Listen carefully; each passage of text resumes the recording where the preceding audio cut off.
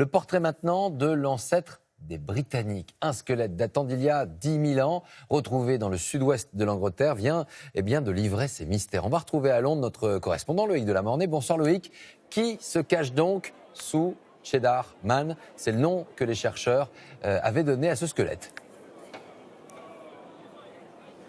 Oui Laurent, et vous allez comprendre dans quelques instants pourquoi il est surnommé ainsi Cheddar Man. En tout cas, c'est effectivement l'ancêtre des Britanniques. C'est le plus vieux squelette complet jamais retrouvé ici au Royaume-Uni. Il a 10 000 ans, il était déjà connu. Mais ces derniers jours, une nouvelle analyse scientifique vient de bouleverser certaines idées reçues, occasionnant aussi dans le pays une certaine agitation dans les réseaux sociaux avec bon nombre de commentaires racistes d'ailleurs qu'on va vous épargner ici ce soir. Vous allez comprendre pourquoi en regardant cette surprise, une surprise finalement assez logique dans ce reportage avec Anto Filippi et Blanche Vatton. Une peau noire et des yeux bleus perçants. Étonnés, les Britanniques viennent de découvrir à quoi ressemblait leur ancêtre, l'homme qui foulait le sol d'Angleterre il y a 10 000 ans. Ce sont les scientifiques du Muséum d'histoire naturelle de Londres qui viennent de faire cette révélation et qui ont modélisé très exactement son visage. On n'aurait jamais imaginé ça il y a quelques années encore. Cette combinaison inhabituelle de cheveux bruns, bouclés, presque crépus, avec une peau très sombre et des yeux d'un bleu vif.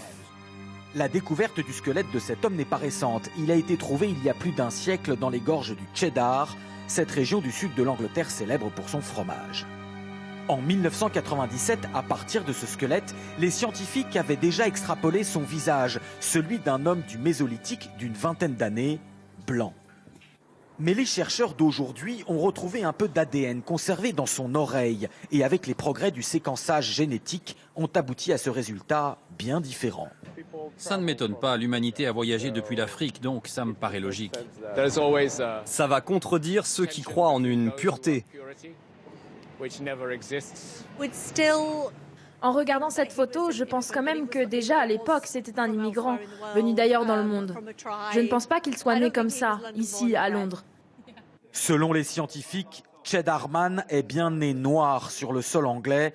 La généralisation de la peau blanche serait intervenue plus tard avec des vagues d'immigration plus récentes venues d'Europe du Nord.